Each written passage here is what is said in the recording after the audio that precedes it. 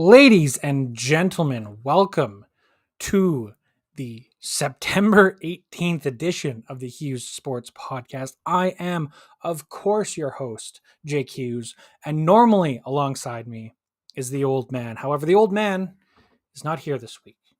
He is in Spain. You'll see I am not where I normally am. I am actually in his house looking after the dogs who have decided now is the good time to start making noise and being rambunctious. So you guys will just have to deal with me for the next half hour, 45 minutes or so, as I assume there's going to be a lot less conversation, a lot less arguments, a lot less back and forth going on. And let's just jump into it very quickly. 1 second. Out. I tried to be nice. I tried to keep the door open for the dogs. I can't do it. I apologize. However, we are now live. If you are watching live here on YouTube, the old man will not be here next week or this week. He says he's going to be there the week after, which is getting real close to the end of the football season and also real close to the start of the NHL. Please do let me know where you're watching from. Throw some chats in. The longer you guys want to stick around and chat about the CFL, the Vancouver Canucks and the young stars and some of the news that's coming out of Vancouver camp as we're getting so close to hockey season. I'll stick around. The first thing I want to talk about today is as I was getting ready for the show about half hour ago, 40 minutes ago now, Daily Hive is reporting via Rob Williams and Rick Dollywall of Donnie and Dolly that the Canucks are aggressively trying to make a trade right now. Obviously, we've talked about it before that the Canucks are almost $5 million in the red for cap space. The last time the Canucks had a situation like this, they were looking around and they found a trade with Jason Dickinson for Riley Stillman. I don't think it was that great of a trade because we did end up having to get rid of a second-round pick for it. However, we do know that Patrick Allvin is willing to make moves right before the season, which I think is a good sign. It's something that I think we could see some beautiful, fun moves because it does look like that Tanner Pearson is going to be ready to go. So he will not be able to go on LTIR. It sounds like Ilya Mikheyev, from everything I am hearing and reading and seeing, is that he might not be ready to go game one off of his injury. But he's not LTIR allowed. Or it's not going to be an ideal situation to put him on LTIR if he's not going to be out that long. All sorts of different things that could happen. I just want to touch on it now. If the old man was here, I'd bounce some ideas off of him and see what we could do. But we keep talking about it. There needs to be something that happens in not just the NHL, or not just with the Canucks, but in a lot of the teams with the NHL, due to the fact that there is still a ton of teams over the cap space. And training camps open this week, I believe. The Canucks are taking on the Flames Saturday night here in Calgary. I'm going to see what I can do with my schedule and what everything's going on, watching the dogs, the house, and everything if I can't get to the game. But we will see what's going on. More Canucks news. The Canucks Young Stars happened today, or this past weekend. Sorry, not today. Well, there was a game today, but the prospects, and I use that in quotations because there are a lot of players there that are 24, 23. They're not really prospects anymore. But this management team hasn't been able to see some of these guys, like Hiroshi, who came over in a trade. I believe it was the Bo Horvat trade, and I stopped myself while I think of that. But no, there's a lot of different pieces moving, and I don't blame them for putting together a team that has a chance at winning. A chance of getting good pieces back, getting people who are young, them the experience, and getting them the the push that they need, let's put it that way, to have the confidence in themselves. But yeah, the Canucks 2-1. I believe I'm looking it up here. Aiden McDonough, one of the guys who has NHL experience, Akito Hiroshi, Atu Ratu, all were big players for the Canucks in this tournament, as they should be. They are NHL. They're on borderline NHL players, and wouldn't be shocked to see all three of them get some play or a lot of play coming out of in this upcoming season. Whether there be injuries going down or maybe they kill it in camp. Someone like Aiden McDonough, Akito Hirose have a chance in training camp because there is so much moving on. And as we're talking about training camp, one big thing that we always need to talk about with the Canucks is a good start. The last 2 Octobers have really buried the team, and it's something I was listening to on Sakaris and Price today on my way home. Is that, and this shocked me, the last 2 Octobers we've gone 2-5-2 and 3-5-1. That's burying ourselves in the first month.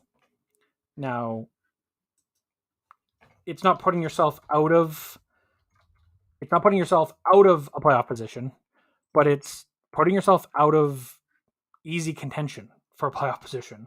Looking at the schedule, the first 2 games, October 11th and October 14th, are going to both be very hard games to win. The Canucks the Oilers are coming into Vancouver on October 11th. Then the Canucks kick off a 5-game road trip to go to Edmonton. So we're playing a home and home with Edmonton. Then they fly to Philadelphia. Then they play the Lightning, Panthers, Predators. Then are back home to play the Blues and Rangers back to back. So and then play the Predators to finish out the month. So it's going to be a hard month. But if you can change that 2-5-2 to 3-4-2 or 3-4, I'm doing math here, 4-3-2, you're putting yourself in a position to win. And this team on paper, who knows exactly what's going to look like, especially if Patrick Allvin is aggressively looking to trade, because we know Allvin and Jim Rutherford are aggressive traders. They are guys who are going to make big moves. That who knows what's going to happen. It should be interesting. But the Canucks need a good start to this year. So something I'm going to be keeping an eye on. Again, like I said, on the 24th game here in Calgary, there's a game on the 27th in Edmonton. Then they play the Kraken on the 28th Saturday. So by the time we're back, for the show, they'll have played 1 game, and then by the time the old man is back, preseason will basically be wrapped up. Because he'll be back. The show he'll be back on is the 2nd, and we'll be full go ahead. Talking about full go ahead, the CFL season. Before we jump into that, I told you guys this is going to be a very quick episode. We're only 9-10 minutes in. Do check us out on HughesSports.ca. We are probably going to be a little bit slower because I'm only one person. I do have a full-time job. Unfortunately, this is not my full-time job as much as I want it to be, and we're pushing for it. It's you loyal viewers and listeners that make it even close to even thinking it's a possibility. So please do check out HughesSports.ca. You're actually able to click. There it is. Click the QR code either above me or on the side of me and check out our articles. We have some insights later today, or more than likely tomorrow morning. I'll be posting the Hughes Sports Power Rankings, which will not be revealed tonight because I had to catch up on all the games. I had a super busy weekend. This is where being an official, super fun. I had 6 games this weekend to officiate in some capacity or another. So it's been a very, very busy week for me. I was able to catch up on all things CFL, but do check out HughesSports.ca. You'll get some great insights, some happy times, and hopefully you guys stick around and keep coming back to the podcast. Again, next week, I'm crossing my fingers Then I'm going to have a co-host with me, so it's not just me rambling on and you guys hearing it. However, if you are listening to this, 6 p.m. Pacific time, 8 p.m. Eastern time, no, 9 p.m. Eastern time, math is hard, Hughes Sports, HSP_pod on YouTube. Come hang out, ask questions, because if you guys are asking great questions, we're having conversations, we're talking about the week 16 of the CFL season, we're talking about the news in the NHL, because there has to be news in the NHL, then we'll keep going. But if there's not, and it's just me, you guys aren't chatting all that, it's going to be a little bit shorter of a show, which is fine. It's going to be great. No matter what, I'm giving you guys my opinions, and hopefully you guys are enjoying them. If you are listening on a podcast and not watching on YouTube, hit that subscribe button, share it with a friend, leave a 5-star review, because that's how we show the algorithm that you guys like us. If you guys like us, we get seen by more people. If we get seen by more people, we can do this more. If we can do this more, I can quit my job and do a full-time reporting and actually get news and be a newsbreaker. But right now, we are just a Hughes Sports Podcast. We are a fan podcast, and we are irrational fans. And let's talk about some irrational fans. Starting in the CFL for week 15. I had to double check what week it was. First game of the week, Friday, the early game on Friday, we had the Toronto Argonauts going into Montreal in what was a lot closer of a game than I expected. I just feel watching, now again, complete honesty, I watched this as highlights. I wasn't able to watch the whole game or for any of the games, but I was able to catch up on highlights, dig into some things, check the conversations out on X, formerly Twitter, and go from there. But honestly, I think the Alouettes showed that, yeah, they are a step behind the Argonauts, that Toronto is probably, and I put it in here, is just better at the whole game. There's not a position that they're weak at. There's positions that they're weaker at than they're stronger at, but they have probably one of the best quarterbacks. They have one of the top running backs. They have a defense that doesn't stop. Their secondary is great. Their linebackers stay at home when they need to. They contain. They work as a unit so well. But Montreal's not that far behind them. And Cody Fajardo, as much as we talk about him loving to get hit, there has to be something, because I watched and there was a few licks he took where I'm just like, why? Like, he's putting himself in situations to do that, and it's going to shorten his career. But if it comes down to it, the Toronto Argonauts, Montreal Alouettes in the playoffs for the Eastern Final, which is what my prediction will be when we get to that point. More than likely, unless the Alouettes blow up or an injury happens, it's going to be a close game. It's going to be fun. And look, I think the Argonauts are going to win. The Alouettes have a chance. And they proved it by going in, having a game, and keeping it within 3. The Argonauts end up winning 23-20 in a close game. And from all looks, it was a fun game. It was a close game. It was a hard-hitting game, defensively strong, offensively exciting. And that's what you want from the CFL. We're getting into the last 5 weeks of the season, and you're going to see teams that have figured it out, that are finally working together, and it's going to be interesting. Which actually leads perfectly into the next game, which was the Edmonton Elks going into Saskatchewan and taking a 9-point win of 36-27. I question a lot of things that Edmonton has done from the beginning of the season. But what I'm not going to question is Jarius Jackson as an offensive coordinator, because he came in, he said, Trey Ford's my man. And look, if I told you that they'd be only 2 games out of a playoff position 4 weeks ago, you would have laughed me out of the podcast. You guys would have been on me on Facebook, the CFL chatter page. You guys would have told me I was crazy. But right now, the way the Rough Riders and Stampeders are playing, the Elks have a legit chance. I'm not saying it's likely. More than likely, it's going to finish with the Rough Riders in 3rd. But the Elks, all they need to do is win 2 more than the Rough Riders, and they have a chance. Looking ahead, the Elks do have a tough schedule. because they play the Lions next week. Argonauts, they have a week off. Then they play the Argonauts, the Alouettes, the Blue Bombers again, and then they're off. So it's a non-zero chance of it happening. There's a chance it happens. I would not be putting money on the Elks to win, to make the playoffs. There is a chance. Never say never. It's the CFL, and Trey Ford is just putting on a show. Every time he takes a snap, the game is just fun and exciting, and that's what football should all be about.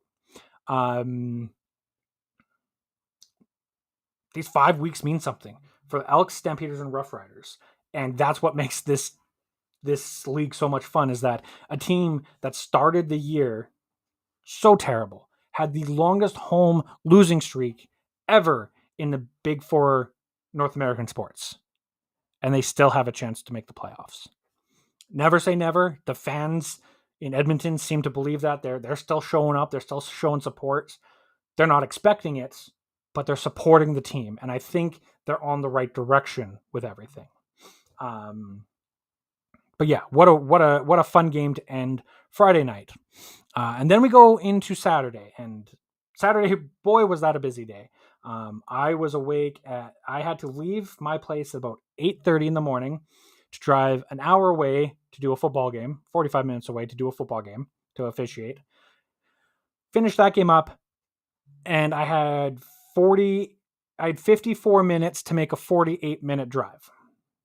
So I hit one wrong light, I get stuck behind a construction, I get stuck behind a truck that just doesn't want to drive the speed limit, I would have been late to the next game. Luckily, both me and my other official, we made it. And let me tell you, it was a blast. But what was even more of a blast is finishing my first game, going in, grabbing my phone in the locker room, grabbing some water, and seeing this score of the Bombers finish with 23 and go at Hamilton, and they finished with 29. Now, again, watch this game with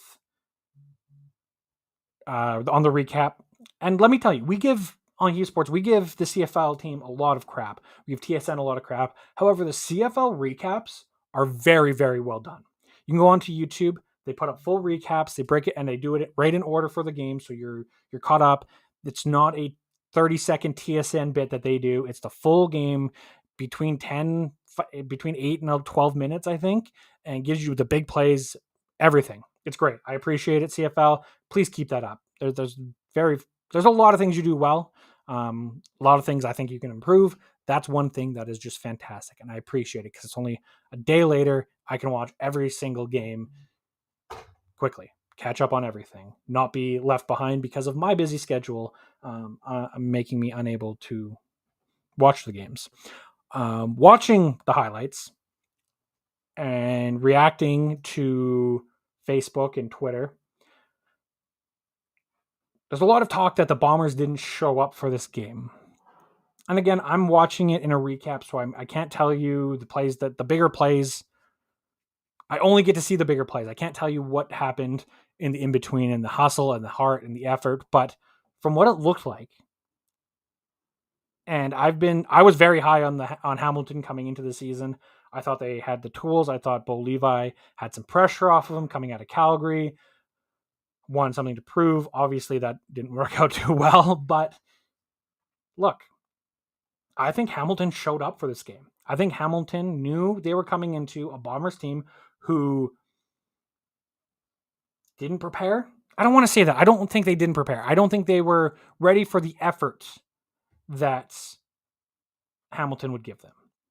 And by the time they woke up and got ready for game time, partway through, I think it was the second quarter, it was too late. And Hamilton just kind of kept that distance and didn't let it go.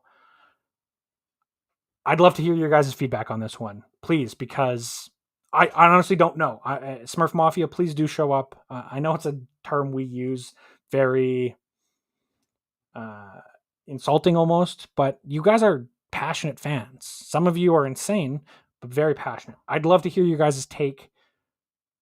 because from, again, what I saw, which was not the whole game, which was only bits and pieces, is that Hamilton showed up for the game, and it looked like the Bombers took a bit to catch up. Once they caught up, you could tell it was a close, good game. I mean, looking at all of these games, Bombers Hamilton game, 6 points. Elks Saskatchewan, the biggest point spread, 9 points. That's only 2 possessions. Technically, that's one score and punting it through the end zone. 2-score game. Argos Owls, 3 points.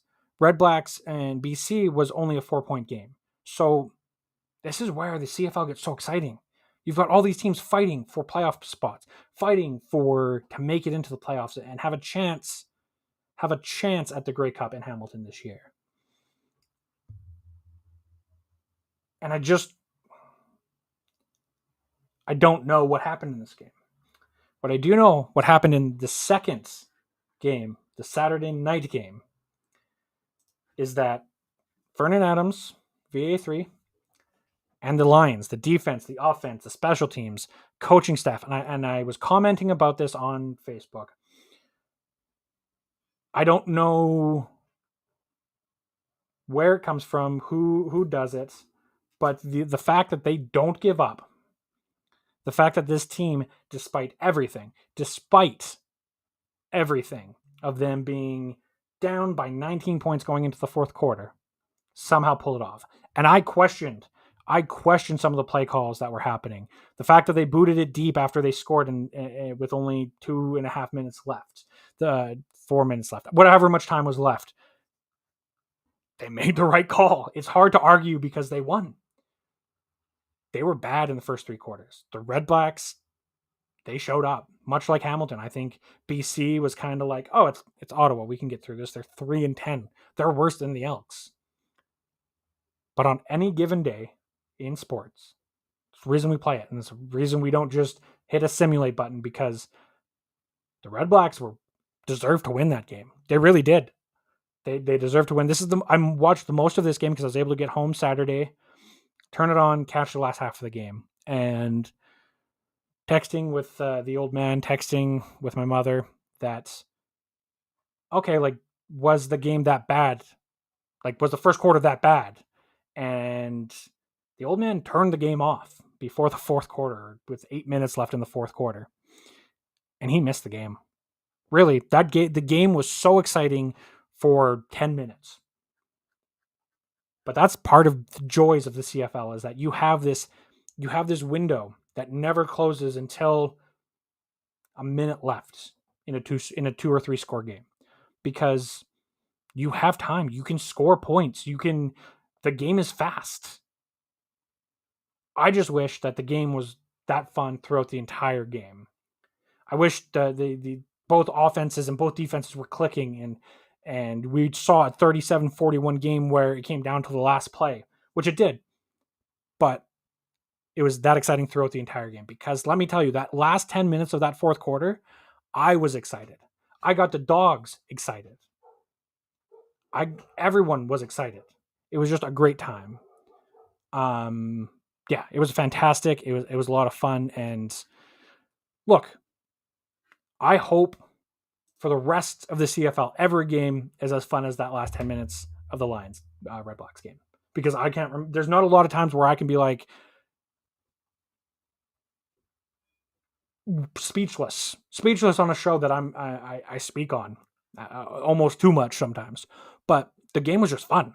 Game was fun. There's and big thing is there was, because the Tiger Cats beat the Blue Bombers, there was consequences if the Lions didn't pull this off. If the Lions lose here, yeah, they keep pace with the Blue Bombers, but they don't gain anything. Now, looking at the standings, East Division, you've got the Argonauts 11-1. That one blemish on their record still is held to the Stampeders. The Argonauts are 6-7. The Ticats are 6-7. The Red Blacks are 3-10. Then in the West Division, we have the Blue Bombers 10-4. We have the Lions 9-4. Like, we made up that game in hand. We have a game in hand. The Rough Riders are 6-7. The Stampeders are 4-9. The Elks are 4-10. So there's a lot of moving pieces in this puzzle. And looking ahead to next week, let's jump into it. The picks for next week. So game 1, we've got the Rough Riders and the Red Blacks. Now, looking at the standings, the Red Blacks are basically playing for pride at this point, playing for positions, playing for pride, and the Rough Riders are truly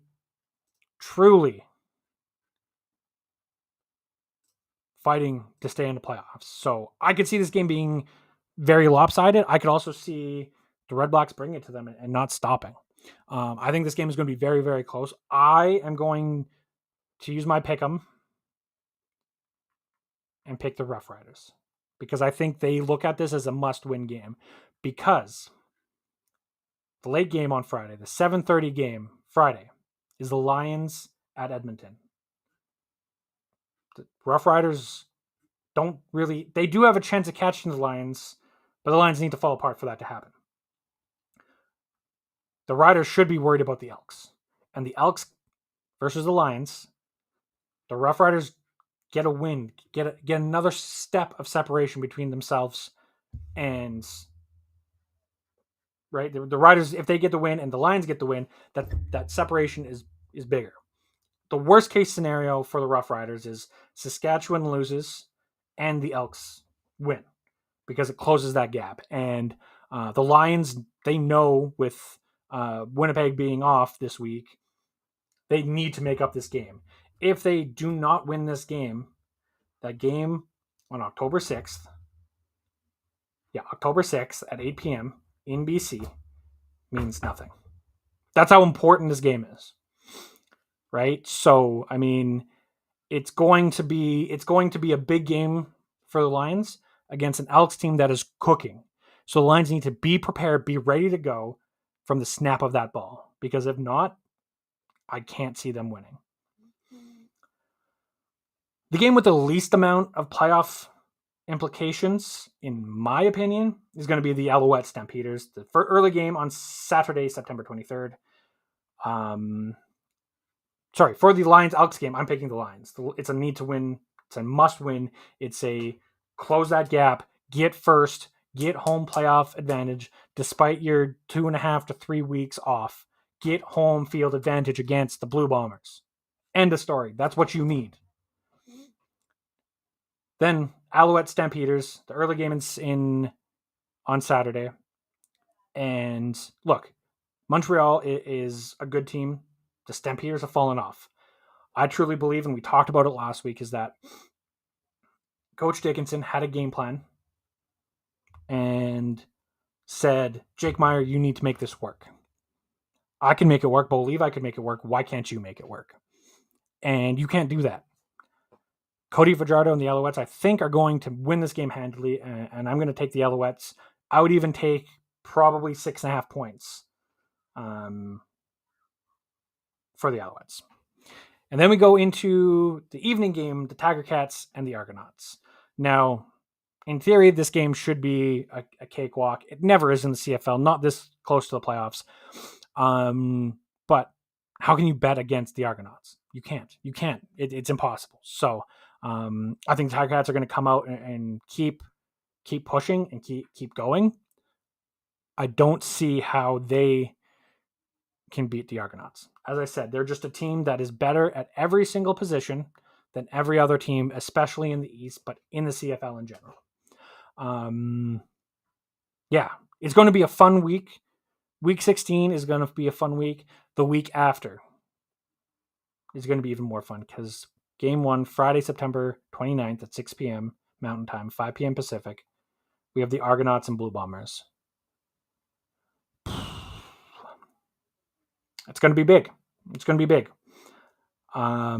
But, as I've said already, partway through the show, I hope you guys enjoyed these ramblings because, let's face it, I have no way of knowing if you guys like it because I'm not getting a lot of feedback from you guys. So, again, if you're listening on YouTube, if you're watching on YouTube, whether it be live, say hi in the comments. I saw my mother, Nancy Jackson, in the comments. I appreciate that, Mother. I appreciate you tuning in and listening to me ramble like a madman.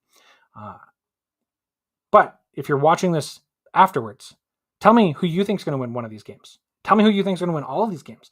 Tell me if you think that the Blue Bombers just didn't show up, or if the Tiger Cats actually showed up and were ready for the game. Because again, I believe it could have gone either way this past week. And tell me who you think is going to finish first in the West, because I think it's going to be a very, very close game. And that game on October 6th could be the determining factor. Again, check us out on hughesports.ca. If you're listening to this on podcast, leave a comment, leave a review. Tell me that that I'm crazy. If you use the word Young Stars, I'll know it's from this episode, and I'll be able to appreciate you even more. Tell a friend. Tell someone, post it on Twitter, follow us on Twitter at HSP_pod, same on Facebook. Follow me personally on Twitter or X at JStreams, JEH Streams.